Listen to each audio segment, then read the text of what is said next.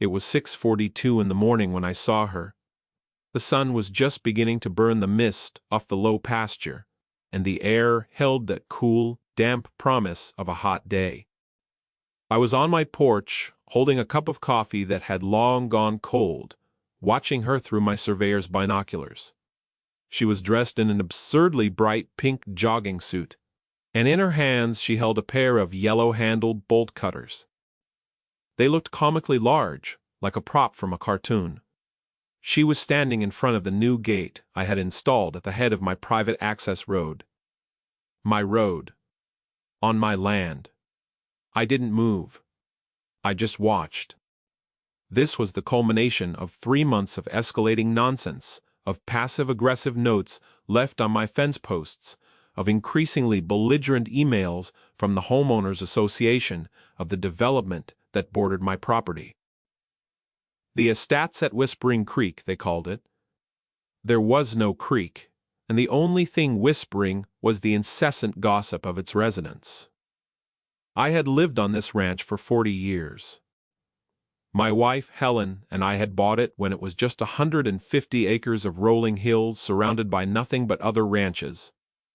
Helen was gone now. 5 years passed, and the ranches were gone too. Mostly.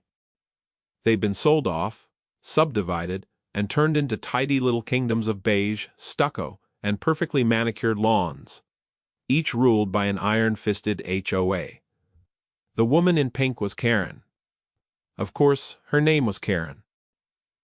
She was the president of the estates at Whispering Creek HOA. She placed the jaws of the bolt cutters around the thick chain I had used to secure the gate. I watched the muscles in her arms tense as she tried to squeeze the handles. The chain was grade 70 transport chain. Hardened steel alloy. I knew for a fact you needed a 4-foot set of cutters and a good bit of body weight to get through it. Her little 24-inch pair wasn't going to do anything but scratch the zinc coating. She grunted, repositioned her grip, and tried again. Failure. She threw the cutters down in a theatrical huff, the clatter echoing in the quiet morning air. Then she saw me. She pointed a finger at me, a gesture that spanned the 200 yards between us. "You can't do this!" she shouted, her voice thin and sharp. "This is a community road. We have a right to access." I took a slow sip of my cold coffee. I didn't shout back. I didn't need to. I had spent the last 3 months preparing for this exact moment. I had spent the last 30 years of my professional life, in fact, preparing for moments like this. People like her, they operate on assumptions, on feelings, on what they believe should be true. They build entire narratives out of thin air and then get furious when reality doesn't conform. She marched over to the gate, rattling it violently. "I am the president of the Whispering Creek Homeowners Association. We have used this road for 10 years. That gives us a prescriptive easement. I've spoken to our lawyer. You have to take this gate down, or we will have it removed and bill you for the cost. We will place a lien on your property. We will see you in court."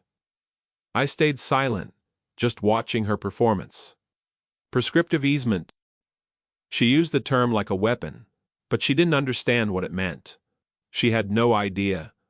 She had no idea that I had the original plat maps for her entire development stacked on my desk. She had no idea that I had a copy of the title insurance policy for every single one of the 57 homes in her precious estates. She had no idea that I had spent my entire career as a licensed civil engineer and land surveyor, specializing in boundary disputes and water rights. She had no idea that her lawyer was a part-time real estate attorney who probably spent 10 minutes on Google before giving her the answer she wanted to hear. Most of all, she had no idea that the road she was claiming was not just my private property, but that it was the only legal access to the one thing her entire development depended on, a thing she had completely forgotten existed. She had no idea she was about to strand her entire neighborhood. She had just picked a fight with the one man she should have left completely alone.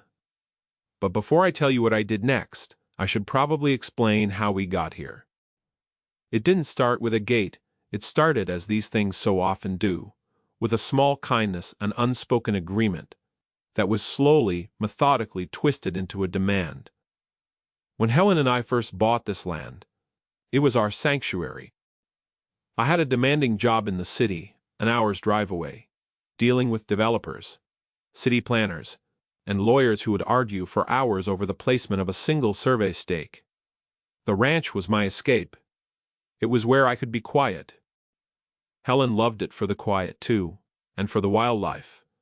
We'd sit on this same porch and watch deer move through the oaks at dusk. We built our life here, measured in seasons, not in quarterly reports. We had one access road, a half-mile-long gravel track that wound its way from the main county road up to our house. It was ours. It was clearly marked on every deed and map going back to the original Spanish land grant. It was as much a part of the property as the old barn or the live oak that dominated the front pasture.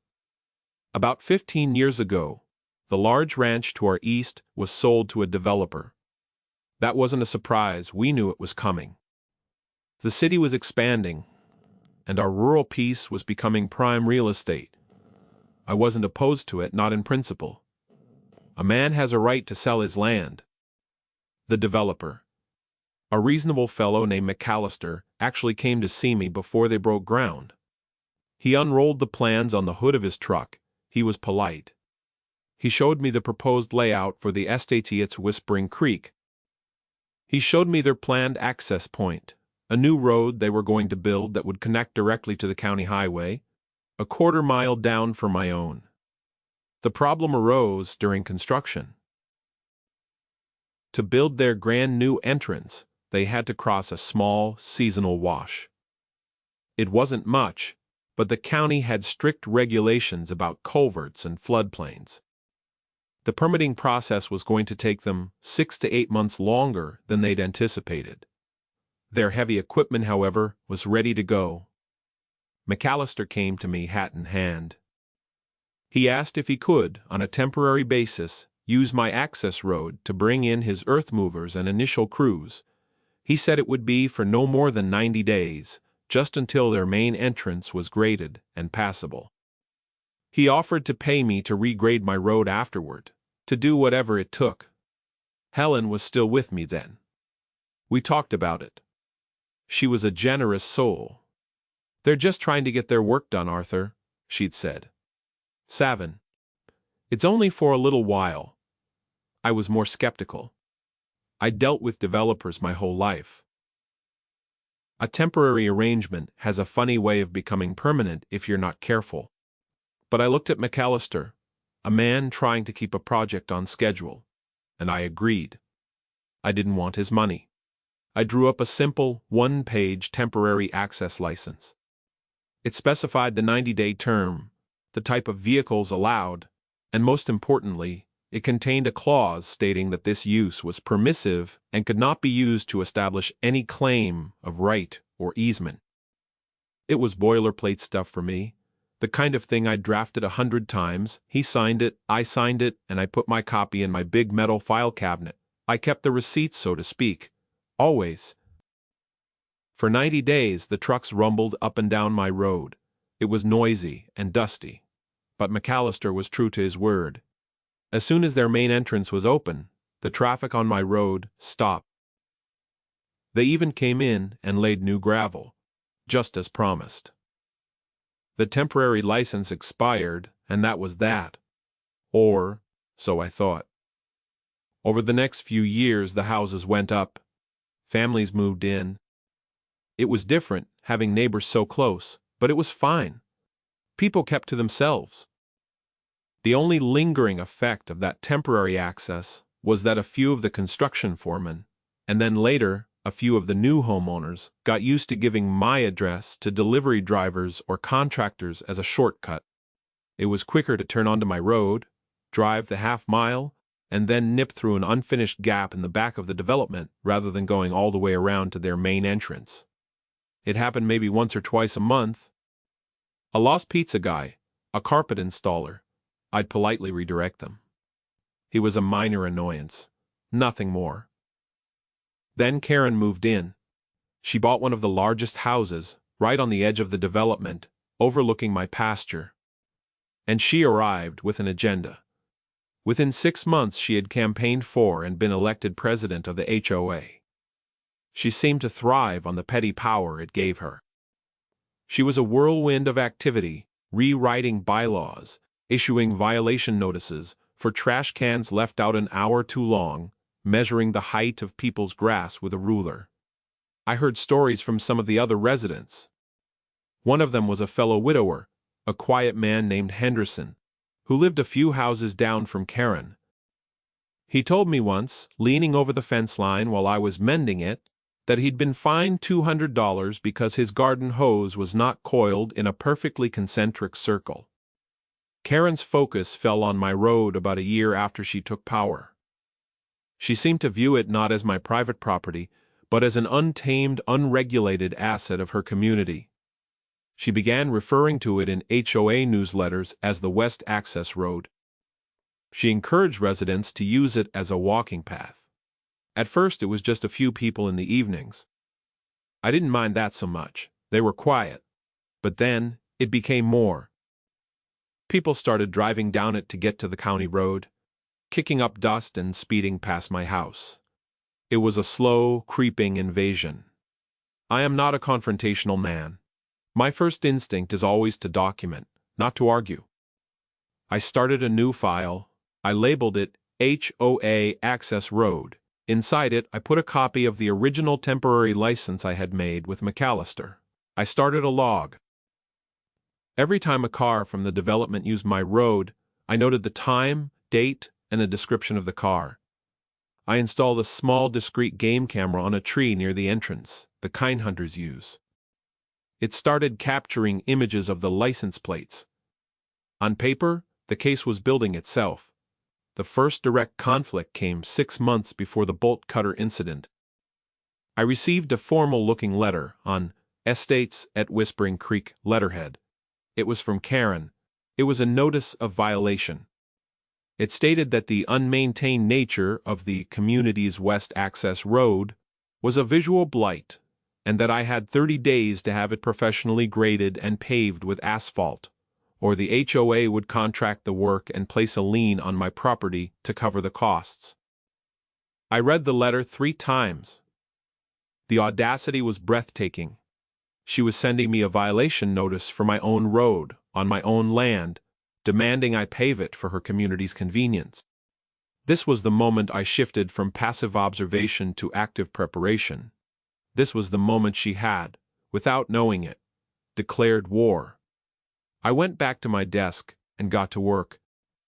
My professional life had been about defining reality with maps, legal descriptions, and recorded documents. Karen's world was built on feelings and desires. I was about to introduce her to my world. First, I wrote a very simple, very polite letter back to her. I sent it via certified mail with return receipt requested. This is a crucial step. It creates a legal record that the letter was sent and received. In the letter I stated simply, the road you refer to as the West Access Road is my private property. Part of the parcel legally described as I included the full legal description from my deed. It is not, and has never been, community property of the estates at Whispering Creek. No right of public access exists. Please direct your residents to cease using my private road for any purpose. I also included a clear copy of the relevant section of my recorded deed. I thought that might be the end of it. A clear statement of fact, backed by a legal document. How could anyone argue with a deed? She had no idea.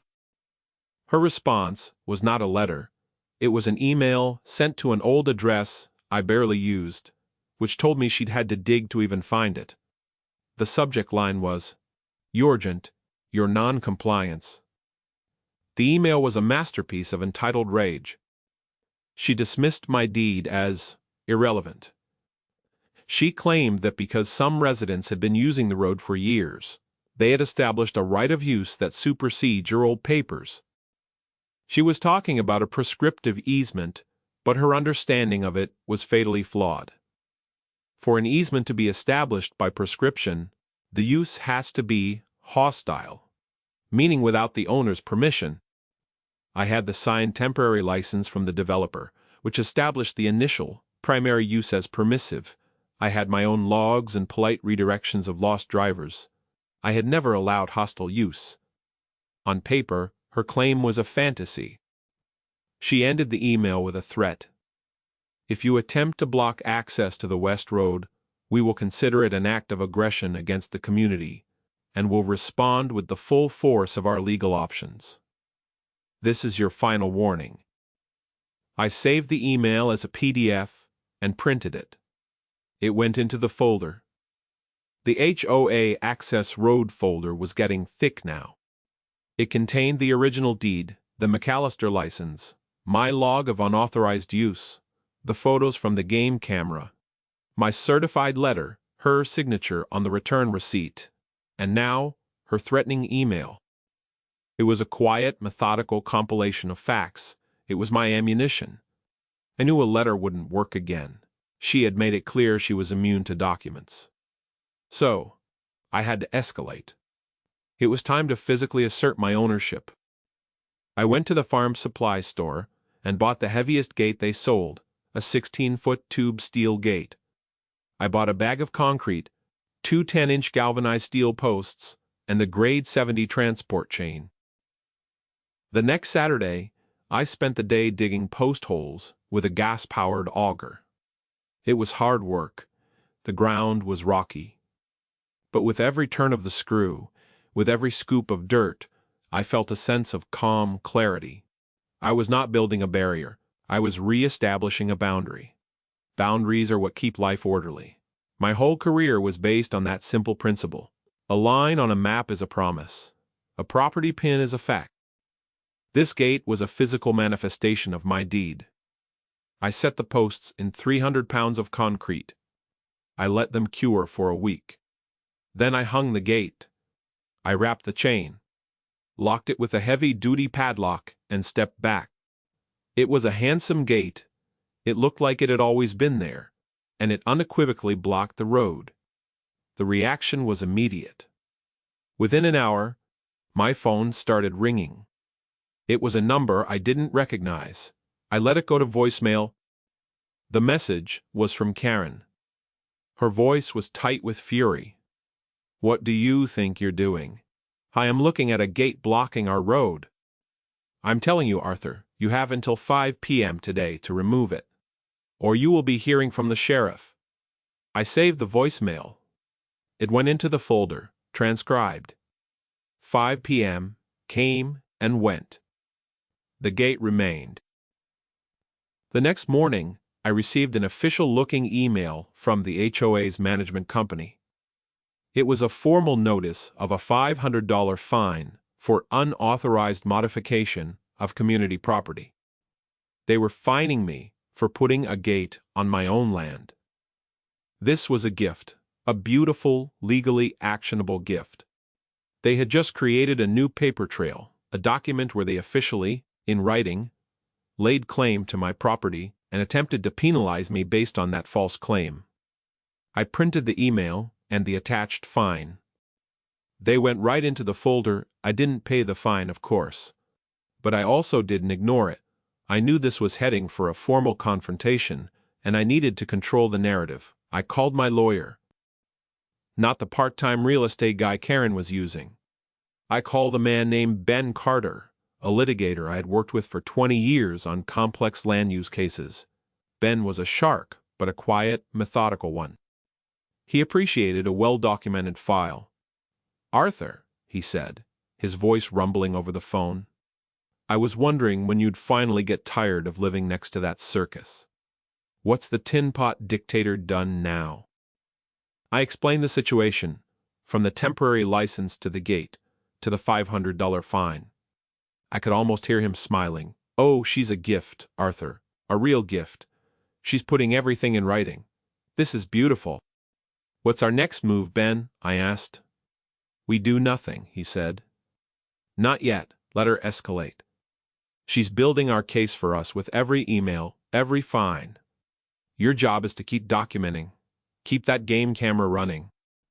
Let's see what she does next. When she makes a physical move, that's when we have her. So I waited, and I documented. The game camera captured Karen and various other residents walking up to the gate, shaking it, taking pictures of it. It captured one man, a board member I later identified, trying to pry the lock with a crowbar. I saved every image. This brings us back to that morning, the morning of the pink jogging suit and the bolt cutters. When Karen threw down the cutters in frustration and started shouting at me, I knew this was the moment Ben had been waiting for. This was the physical move. I didn't answer her shouts. I simply held up my phone, making it obvious I was recording her. Her face changed. The performative anger flickered, replaced by a flash of genuine panic. Then the mask of indignation slammed back into place. "Go ahead, record me," she shrieked. "It will just prove you're harassing me. You are illegally blocking a public right-of-way. The sheriff is on his way. You're going to be arrested." And just like that, as if on cue, I saw the flash of red and blue lights down at the county road. A sheriff's deputy was turning onto my road, driving slowly up to the gate. Karen's face broke into a triumphant smirk. Her cavalry had arrived. She had no idea she had just called a witness to her own crime. The deputy, a young man with a calm, professional demeanor, got out of his car. His name tag read Miller. He looked at the gate, at Karen standing beside it fuming, and at me, still standing quietly on my porch 200 yards away. "Ma'am, can you tell me what's going on here?" he asked Karen, his voice neutral. Karen launched into her performance. It was a masterclass. Her voice trembled with righteous victimhood. She was the brave community leader protecting the rights of the 57 families behind her. I was the crazy old recluse, a hostile and unreasonable man who had suddenly, for no reason, blocked their vital access road. She used the phrase prescriptive easement again, this time with more confidence, as if saying it to a man in uniform made it more real. She claimed they had been using this road unimpeded for over a decade. She gestured dramatically at her own house. "How are our emergency services supposed to get in? He's putting lives at risk." Deputy Miller listened patiently, nodding. He didn't interrupt her. He let her talk until she ran out of steam. When she was finished, breathing heavily, he made a few notes in his pad. Then he turned and looked at me. He didn't shout. He just beckoned me over with a slight nod. I walked down the long driveway. I was in no hurry. As I approached, Karen puffed herself up ready for round two. "Tell him, officer," she demanded. "Tell him he has to take this illegal gate down right now." Deputy Miller held up a hand to quiet her. He looked at me. "Sir, this lady claims you've illegally blocked a public road. What's your side of the story?" I didn't launch into a speech. I didn't raise my voice. I simply said, "Officer, this is not a public road. This is my private driveway on my private deeded property." Karen scoffed. "He's lying. We all use it." The deputy ignored her. "Do you have any proof of ownership, sir?" "I do," I said. I pulled a single folded piece of paper from my back pocket. It was a clean copy of my property deed. I handed it to him. The parcel description is on page 2. The access road is explicitly included. Deputy Miller unfolded the paper and began to read. He was a careful reader. His eyes scanned the legal description, then the plat map attached to it. Karen was practically vibrating with impatience. "That's just some old paper. Our use supersedes that." The deputy looked up from the deed, his expression unreadable. He looked at Karen. "Ma'am, a recorded deed is a legal document. This appears to show the property, including this road, belongs to this gentleman." "But the easement," she sputtered. The prescriptive easement. Ma'am, the deputy said, his voice taking on a slightly weary tone. A prescriptive easement is a civil matter.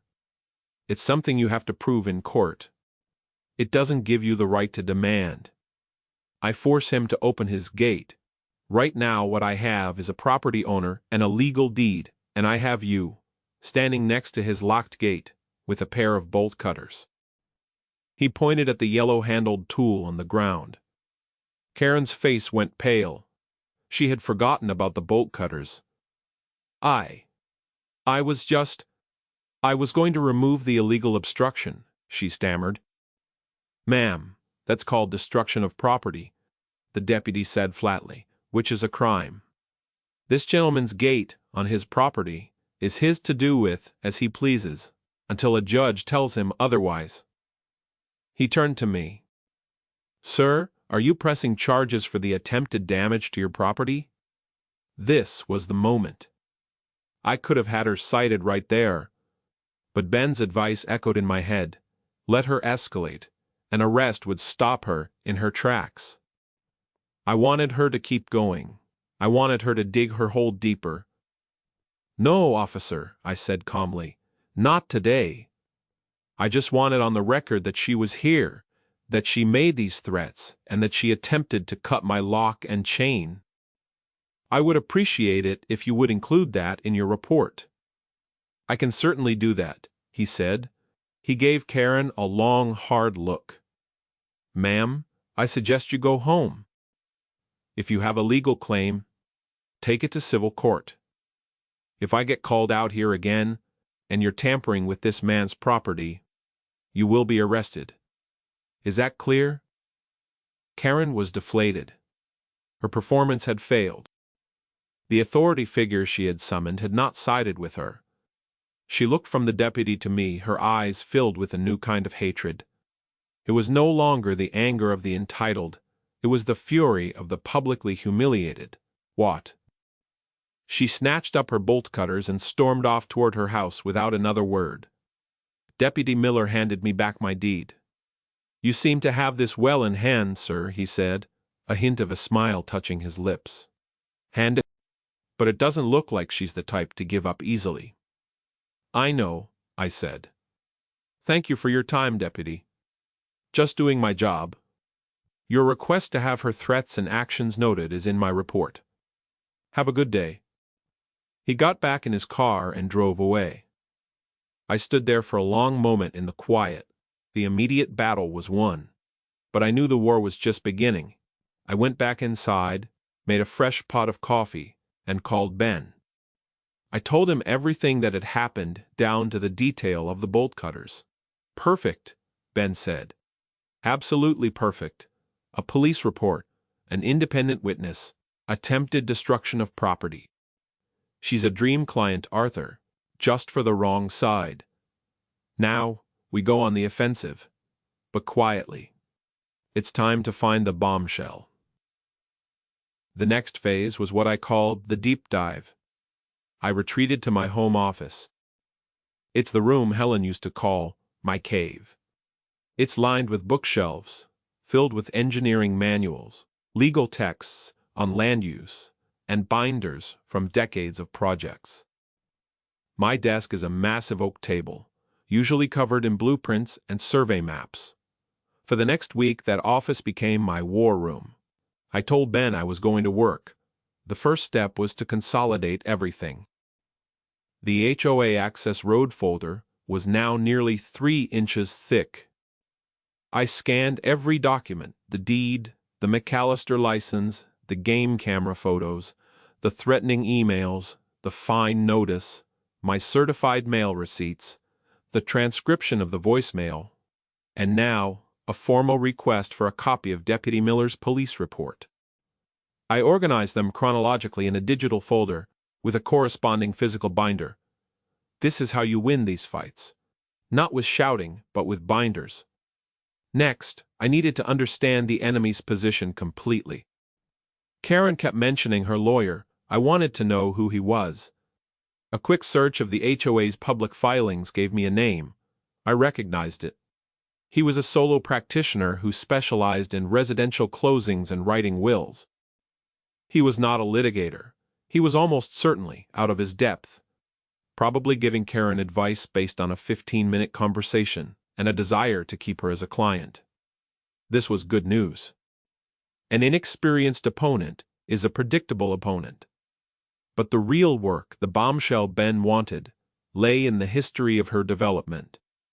I pulled the master file I had from McAllister's original project 15 years ago.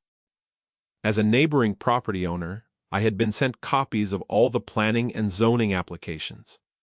I had kept them. I always keep everything. I spent 2 days poring over the technical drawings, the geological surveys. Developers have to submit incredibly detailed plans to the county for approval. It's all public record. It's a story written in contour lines and technical specifications. And buried deep in the file, for the estates at Whispering Creek, under a section titled Stormwater Management Plan, I found it. It was beautiful. It was a single page in a 400-page report. It was a drainage easement. When the developers built a subdivision, they had to account for rainwater. Their development sat on a slight slope, and the natural flow of water was from their property, across the back corner of my property, and into the seasonal wash further south. To prevent their new streets and homes from flooding during a heavy rain, their engineers had designed a system of storm drains. All the drains on the east side of the development, the side nearest my ranch, fed into a single large, 36-inch concrete culvert, and that culvert, according to the plan, discharged into a riprap-lined ditch located on my land. To make this legal, the developer, McAllister, had been required by the county to secure a formal, recorded drainage easement from the owner of the property where the water was being discharged. That owner was me. I remembered it instantly, and it was a separate document from the temporary access license. It was a formal perpetual easement, but it was incredibly specific. I had granted the estates at Whispering Creek the right to discharge stormwater onto a 50 by 50 foot square section of my land at the far southeastern corner of my pasture. In exchange, they paid me a nominal fee, and, more importantly, the easement document stipulated that the HOA was solely responsible for the maintenance, repair, and proper functioning of the culvert and the discharge ditch. It was their pipe, but it was on my land, and they were legally required to keep it clear. I went to my big metal file cabinet, the one where I kept all the important papers for the ranch. I went to the file labeled Easements, and there it was. The original signed and notarized document, with the county recorder's stamp on it, dated 15 years ago. My heart was beating a little faster now. This was more than just a piece of paper. This was the key. I went back to the development plans. I followed the lines. The 36-inch culvert ran underground from their streets, passed under the fence line, and daylighted into the ditch on my land. But where, exactly, did it pass under the fence line? I pulled up the survey map that accompanied the easement. It had precise coordinates. It showed the culvert crossing the property line at a very specific point, a point that was located directly underneath my access road. The road wasn't just a road. For about a 100-foot stretch, it was the protective cap for their main stormwater outfall. The roadbed, with its compacted gravel and solid foundation, was what kept the pipe from being crushed or damaged. My private driveway was, in fact, critical infrastructure for their entire neighborhood. She had no idea. Karen, in her blind fury to gain control of my road for convenience, was trying to seize the very thing that protected her community from flooding. But it got better. I was a surveyor. I had my own equipment. The next morning, I took my GPS rover and my metal detector out to the road. I found the survey pins that marked the corners of the drainage easement. They were still there, buried under a few inches of grass. Then I walked the road with the metal detector. I got a strong signal from a manhole cover hidden under the gravel. One I had forgotten was even there. It was the access point for the culvert. I pried it open. I shone a powerful flashlight down into the darkness. It was exactly as the plans showed. A massive concrete pipe running right under my road. And it was nearly half full of silt and debris. The HOA was responsible for maintaining it. They had clearly not touched it in years. They had probably forgotten it existed. Their negligence was a breach of the easement agreement. This was the bombshell. This was the whole story. The road was private. Access was permissive. And most importantly, the road served a critical function for them that they were legally obligated to maintain and were failing to do so. Karen's entire case wasn't just wrong. It was inverted. They didn't have a right to my road. They had a duty related to it, a duty they were neglecting. I called Ben. "I've got it," I said, and I explained the drainage easement. There was a long silence on the other end of the line. "Arthur," he finally said, his voice full of something that sounded like reverence. "You magnificent, paper-hoarding bastard. This is checkmate. She just doesn't know it yet." "So what now?" I asked. "Now," Ben said, "we prepare for the meeting. She's going to call a special HOA meeting to vote on taking legal action against you. We're going to let her. We're going to show up. And we are going to calmly and publicly dismantle her, piece by piece, with her own documents."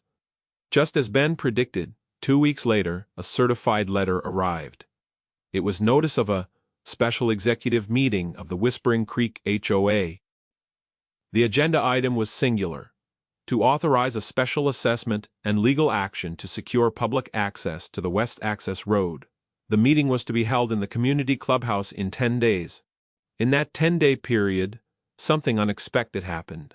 I got a visitor. It was Mr. Henderson, the man who had been fined for his garden hose. He came to my door one evening, twisting his hat in his hands. He looked nervous. "Arthur," he said, "I heard about the meeting. I just want you to know, not all of us are with her on this. She's a bully. Most folks are just too scared to say anything." "I appreciate that, George," I said. He hesitated, then seemed to make a decision. "It's more than that.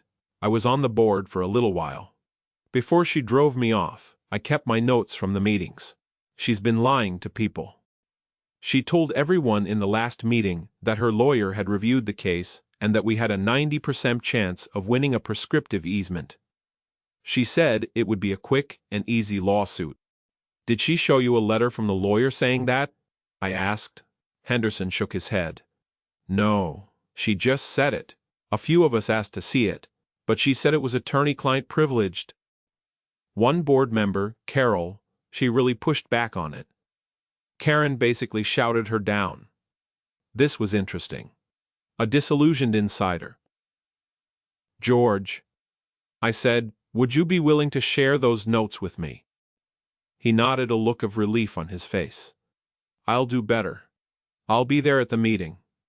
If you need someone to speak up, I will." He brought me his notes the next day. They were meticulous. He had dates, times, and direct quotes. He had noted Karen's claims and who had questioned them. Another piece for the folder. The community was starting to fracture under Karen's tyranny. Then, 2 days before the meeting, Karen made her final, desperate move.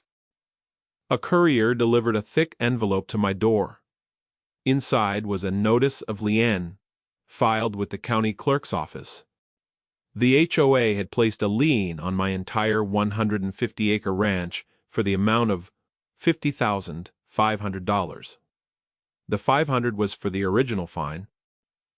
The $50,000 was a special assessment for anticipated legal fees related to access recovery.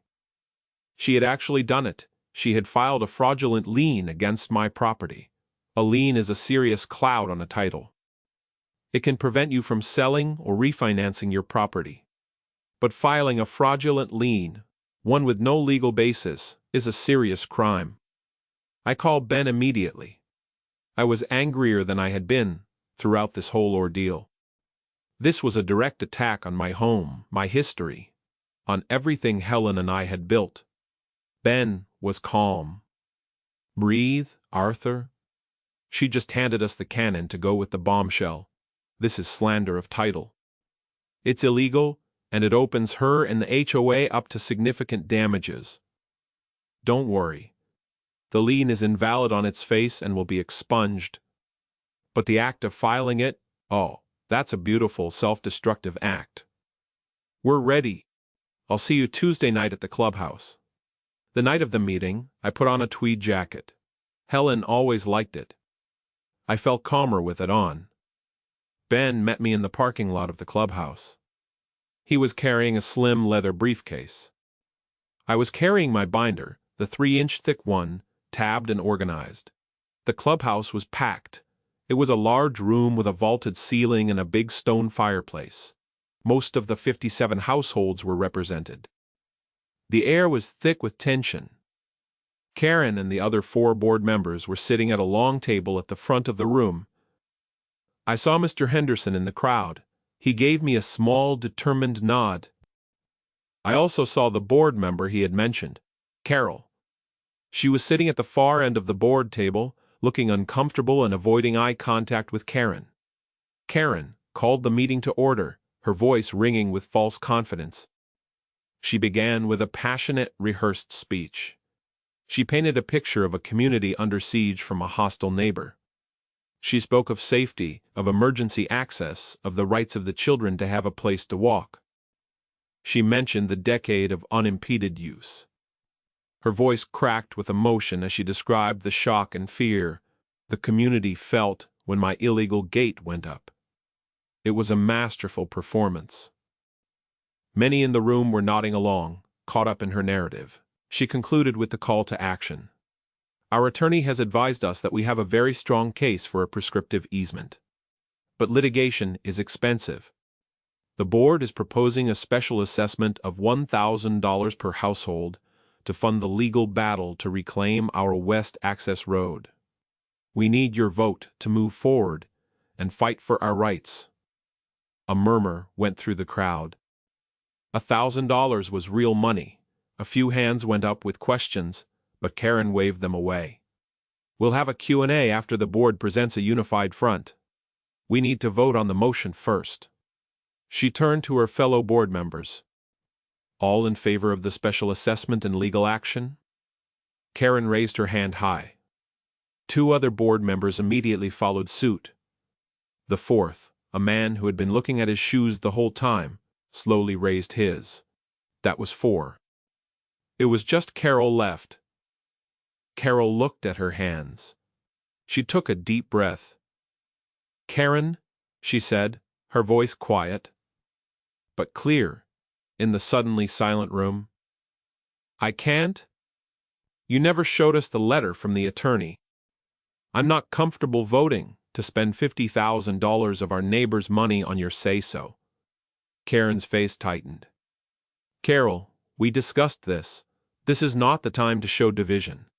I vote no, Carol said firmly. A wave of whispers swept the room. The unified front was broken. Karen's face flushed with anger. Fine, she snapped. The motion still passes 4-1. The assessment is approved. She looked out at the audience, her eyes blazing. Are there any questions before we adjourn?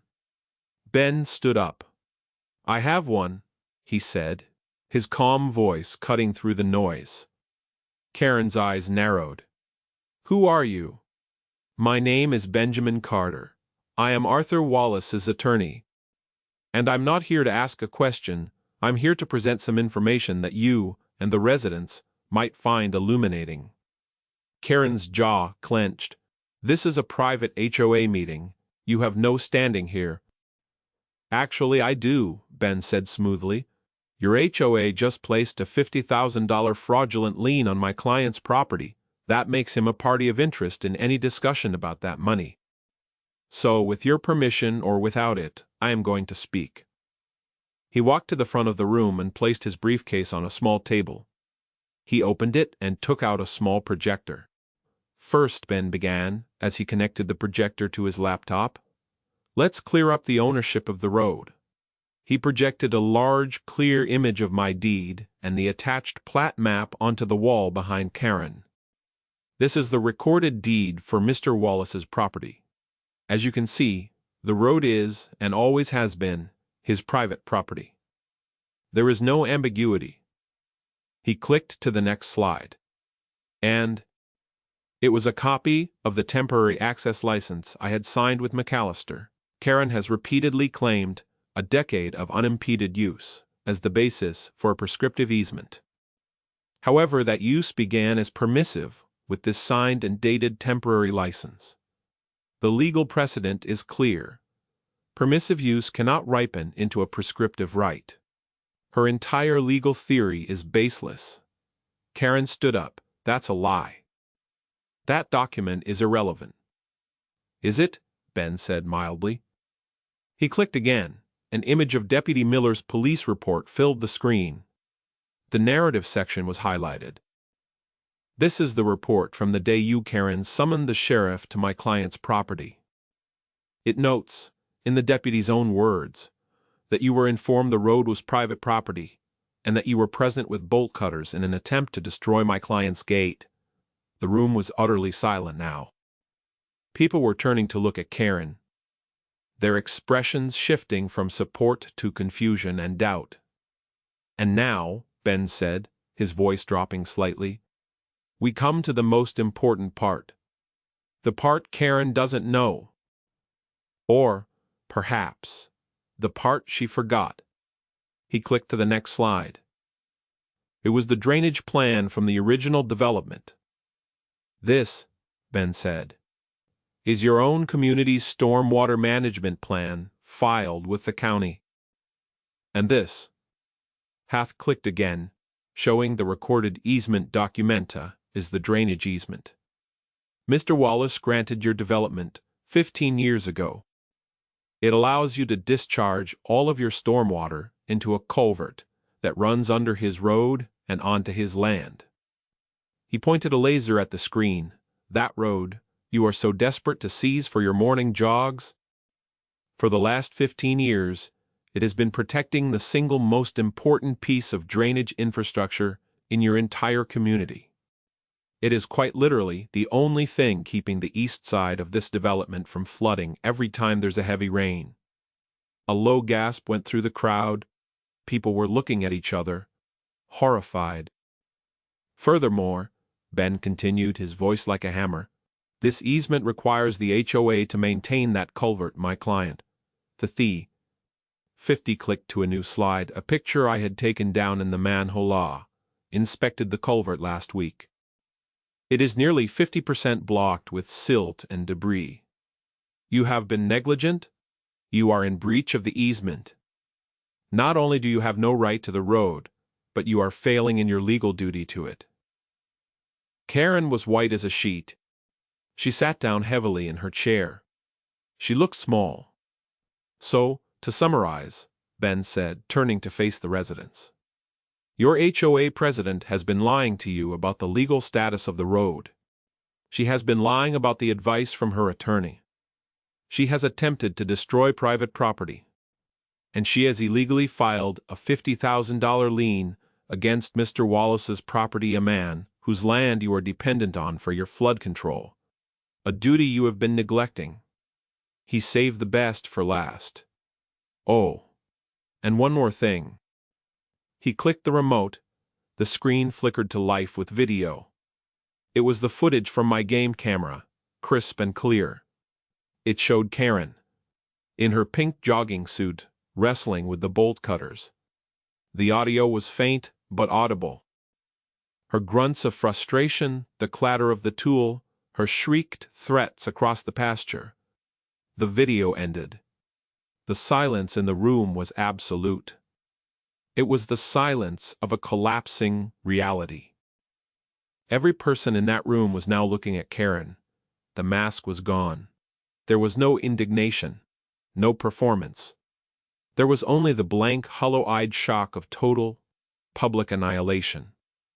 She had no idea any of this existed. She had walked into an ambush she had laid for herself. Ben let the silence hang for a moment. Then he spoke, his voice soft but carrying to every corner of the room. We will, of course, be filing a lawsuit against the HOA and against Karen, personally for slander of title, and for the costs of this entire frivolous action. We will be petitioning the court to have the fraudulent lien immediately expunged and to sanction your HOA for this abusive process. We will also be filing a formal complaint with the county regarding your failure to maintain the drainage easement, which may result in significant fines and mandated repairs at your expense. And my client is now reconsidering his decision not to press criminal charges for destruction of property. He turned to me. Arthur, do you have anything to add? I stood up. I looked not at Karen, but at the faces of her neighbors. I have lived on that land for 40 years, I said, my voice steady. I have always been a quiet neighbor. All I have ever wanted was to be left in peace. Your access is through your main gate. Please use it, that is all. I sat down. And then, Mr. Henderson stood up. I move, he said, his voice shaking but strong, to rescind the vote for the special assessment. And I move for an immediate vote of no confidence in Karen as president of this board. Seconded, a woman in the back shouted. It was Carol. The collapse was swift. The vote to rescind the assessment was nearly unanimous. The vote of no confidence passed with only Karen and one other board member dissenting. She was stripped of her presidency on the spot. She didn't say a word. She just sat there staring into space as her little kingdom dissolved around her. The aftermath was as methodical as the preparation. Ben filed the suit the next morning. The court granted an emergency order to expunge the fraudulent lien within 48 hours. The HOA, under its new leadership, headed by Carol, and with Mr. Henderson back on the board, immediately capitulated. Their lawyer, the will writer, wisely advised them to settle. The settlement was comprehensive. The HOA paid for all of Ben's legal fees. They paid a penalty for the slander of title, which Ben and I agreed to donate to the county's volunteer fire department. They issued a formal written apology to me, which was mailed to every resident. They also had to hire an engineering firm, great expense to professionally clean and repair the entire drainage system, including the culvert under my road. The cost of that special project was far more than the $50,000 Karen had tried to raise for her lawsuit. The irony was not lost on anyone. As for Karen, the consequences were more personal. Faced with being personally liable in our lawsuit, she was forced to contribute a significant portion of the settlement from her own funds. The video of her with the bolt cutters was entered as evidence in my criminal complaint, and she was charged with misdemeanor destruction of property. She pleaded no contest, paid a fine, and was sentenced to community service. The public humiliation was total. Within 6 months, a for sale sign went up in front of her beige stucco house. I heard she moved to another state. I did not bother to find out which one. The new HOA board, led by Carol, went through the bylaws and rescinded all of Karen's petty vindictive rules. The fines for uncoiled garden hoses and tardy trash cans were refunded. A sense of neighborliness, long suppressed, began to return to the estates at Whispering Creek. People started talking to each other again, not as informants, but as neighbors. Mr. Henderson stopped by a few weeks after the meeting with a bottle of wine. We all owe you a debt of gratitude, Arthur, he said. You stood up to a bully. None of us had the courage to face. I just presented the facts, George, I told him.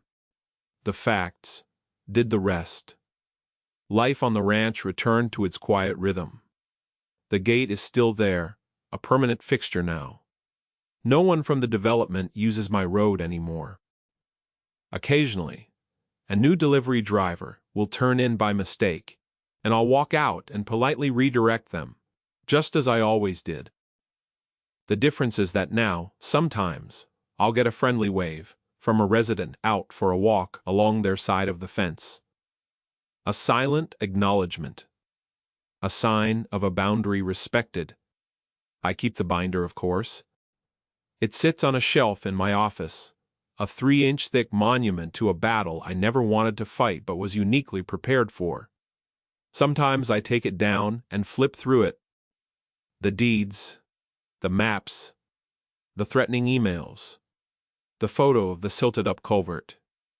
It's a story about property and rules, but it's more than that. It's a testament to the idea that reality is not shaped by the loudest voice or the most passionate belief. Reality is stubborn. It is written in deeds, marked by survey pins, and etched into the land itself. It can be ignored for a time, but it cannot be denied forever. On paper, the truth was always there, waiting patiently to be presented. This morning, I sat on my porch, just as I did on the morning of the bolt cutters. It was 6:42, and the sun was burning the mist off the pasture. I had a cup of hot coffee in my hands. A young doe and her fawn stepped out from the oaks and drank from the stock tank. The only sound was the buzz of insects and the distant hum of traffic on the county road. The peace was restored. My fence was intact. My gate was closed. Order had been re-established. It was a quiet, deep, and profound satisfaction. It was the feeling of a boundary line, once blurred, now drawn, sharp and clear and true against the earth. It was the feeling of being home.